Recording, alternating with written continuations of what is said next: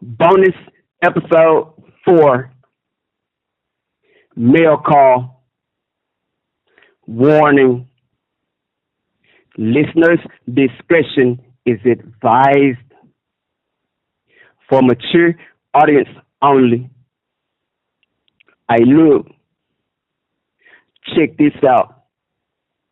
On April 30th, 2025, the officer came into the park to do mail call and not really thinking anything of it because around about this time, I really wasn't receiving any mail like that except for from the publishing company who would mail me twice a year to send me royalty checks for my book, Saturated by Poetic Artillery, ISBN 978-1-947-035-35-5 that I had accumulated between each 6-month period. But because this wasn't one of those times of me expecting mail, I just nonchalantly watched the officer as he slid letters under people's doors. Then along he came and slid a letter under the door of the cell I was in.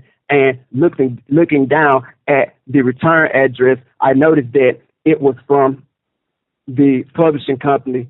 And thinking that it was a check, I opened the letter with haste to see how much it was for. But when I read the first line and saw that it said important announcement, I read on to see just how much of an important announcement it was. And that's when I learned that the owner of the publishing company that I went through to get published had fell ill, and he was closing his publishing company and withdrawing the books of his authors from publication and recommending that we contact another publishing company that carried his same imprint to pay them to publish our books all over again under new ISBNs. And once I was done reading this letter, I read in between the lines of his manipulation, and I realized that he was not closing his publishing company because of an illness. He was closing his publishing company because of greed, and he thought that by pulling the books of his authors from publication, he could get us to pay him again to publish the same bodies of work that we paid him to publish before, because why else would he recommend that we pay another publishing company that carries his same imprint? My point exactly. Malcolm X said it best.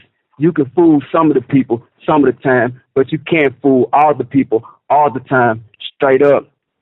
Anyway, after reading in between the lines of his manipulation, I just chalked it up as a loss on his part because little did he know with all the attention that I am getting highlighting the book that I paid him to publish, I was about to make him a billionaire. But hey, it is what it is. I'm glad that he pulled that book, to be honest, because now I ain't got to worry about dividing up my earnings with somebody I can't trust. Besides, that book didn't represent me in the best light anyway, from how I lied from the beginning all the way to the end, and from how my demon possessed mind painted Eve as a libido-driven cunt and Adam as a misogynistic prick. So, yeah, I'm glad he pulled that book because now I ain't got to worry about people looking me all upside my head like, bro, you throwed off. And to learn more about me, you can always subscribe to my YouTube channel at For Marcus Eccles and my podcast at First General. And you can always write me at For Marcus Eccles, TDOC number 441514, address 7475 Cockrell Bean Boulevard, Nashville, Tennessee 37243. And to support me to where you can hear more of me, you can always put money on my books at jpay.com. That's the letter J, Pay.com. Straight up. Until next time, stay up. Peace.